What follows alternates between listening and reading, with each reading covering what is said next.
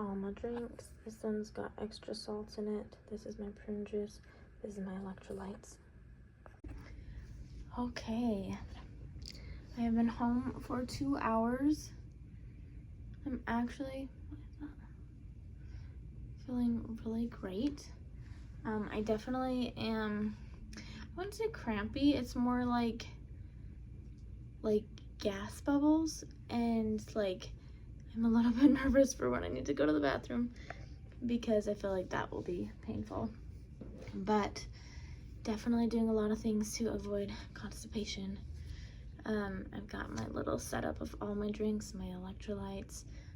They said to add lots of extra protein, so I have a protein drink and I added salt to that because they said increase your salt intake. And then I have my prune juice, so got a little bit of everything. I've been doing the prune juice and the electrolytes for a couple days now, but yeah, I'm feeling decently good. So this morning we got to the clinic at 6:30. We were a little bit early. I knew I wanted to leave early because I just can't, like, it gives me anxiety to be late, and so I'm like, if I'm early, that's okay. That's better than not being there. At our check-in time was 6:45, so we got there. I paid for the anesthesia at the front desk. We signed a couple more things just saying like that I was doing IVF or the egg retrieval with the anesthesia. I got my little tag. We did all the check-in stuff, and then she was like, I'm actually ready for you, so she took us immediately back to the room where I got changed. I was just in the gown. They had me put all my stuff in a bag, and then we waited there for a long time. It was actually like Jeremy's schedule was like 6:45 to do his semen collection, and they took me back before they even took him. So when the anesthesiologist lady, or I don't know if she's an anesthesiologist, but the one doing my anesthesia, she came and talked to me. I said bye to Jeremy, and then she let the embryologist know that he was there, and she took me into the room, and then she got me all set up. She had me sit on the bed. I was really hopeful that I could have done my IV in my arm, but there was a ton of monitors and stuff on my right side, and so she could only use the left side, and my left vein is definitely really blown out from all of the blood draws that I've had to have. So it was pretty not available. So anyway, she put it in my hand. It wasn't bad. It was just right there. She used like a little lidocaine thing, she said, and I really didn't feel it other than just like a little pinch, but that's to be expected. And then Dr. Conway came in not right after that, but a couple minutes after that, and then honestly that's all I remember. And then I remember being in the recovery room. They brought Jeremy, and I just kind of waited in there for a while. I laid in a chair they had in there. It was really nice, just to lay back, and Jeremy ate the snacks. I wasn't really snackish or anything, but so he ate some snacks while we were in there. And then Dr. Conway came in and she gave us our results. She said it went really good.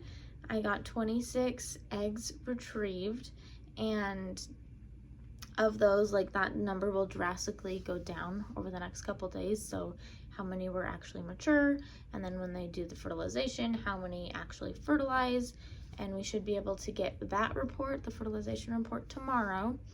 And then a week, so day 6 of, once they reach the day 5 and day 6 stages, we will get calls about that to see how many make it to those days.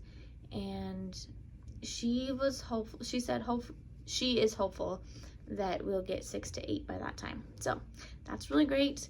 And then she basically was like, so then after that, I'll get my period. I'll call with my first day. I usually, by that point, we will have the report from the PGTA testing. And so after that, I'll be on birth control for a little bit, and then we'll get into our frozen embryo transfer. So that's really exciting that those are like our next steps. So this first part is done, complete, and I'm feeling really good about it. Yeah, I knew that like there would be a lot of eggs just because even at my last scans and stuff there's been so many, but I think my biggest thing is like I would prefer the quality over quantity. So like, you know, even though we got 26, like I want the ones that are mature, that are going to, which obviously they won't use any that aren't mature or whatever, but like we want to see the best quality ones. And yeah, anyway, a little update on Jeremy. He's feeling so much better this morning, so I don't know what everything he was going on with him, but he's been feeling great and just tired just because we had to get up really early and he didn't sleep well last night. But anyway, so just really glad that we were both able to stay healthy through all of this and that we're kind of like on this other side, and then we just have a couple weeks that we wait and get results back and all that stuff until the next step. So anyway, that is the end of our IVF journey up until egg retrieval. So the next steps I will continue to document and share, and it's really exciting. Okay, I am out walking today because I honestly I feel really bloated still, and that's one of the things that can be helpful. I really feel like I want to like get some good movement in, but it's also a little bit painful. Like kind of have to breathe through all of it. And anyway, I wanted to give an update because today we got a call about our fertilization report. And so yesterday 18 of the follicles were mature, and then today, after 14 of them have been fertilized. So that's really exciting. Our next call will be on Monday. They will let us know how many made it to blastocyst stage, and then those are the ones that they will send off, that they will biopsy and then send off for PGTA testing. So that's kind of where we're at. As it seems to be going, another day, another visit to the fertility clinic. Today I am actually just dropping off my unused meds. So I have 4 75 vial units of Menopur still. I have my Follistim, which has been open, so I don't think they can use that, but my kit and then all of the needles, I have like 15. So I'm just gonna pass that to them. And then my Gonorelix, I also have 1 more dose of that. And then I have a million like syringes and stuff.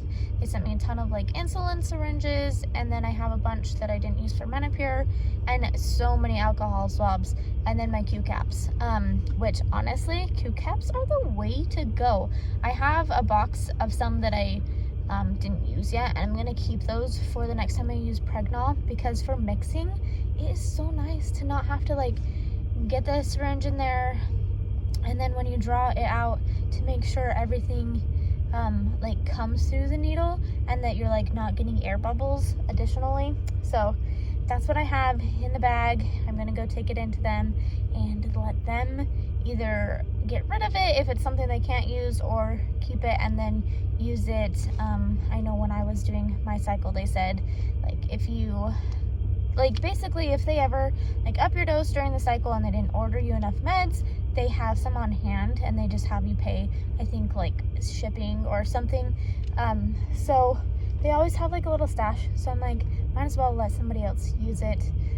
Some of them expire in November of this year, some of them expire next year, so they're still good for a while.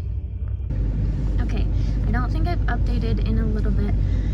So with day 5, we got a call from our clinic, and they had 5 that had made it to day 5 embryos. There were 3 AA and 2 BB, and then they had 6 more that they were going to wait and see if they would make it to the next day, to day 6.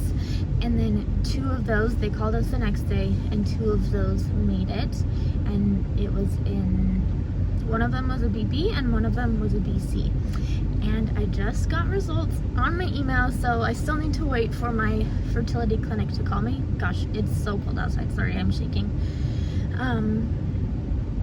But I am so excited because I just got the results, and 6 of them out of the 7 that they sent off for the PGTA testing came back as euploid. One of them was, the one that didn't come back was, it was like plus 16, so it wasn't like a complete pair or something like that. I'll have to read it a little bit more, but I'm so excited to have those results. With that, it gives us the gender. We're not going to choose like based on gender, but I'm just really excited that we have 6 embryos that were biopsied and came back looking good for PGTA at least.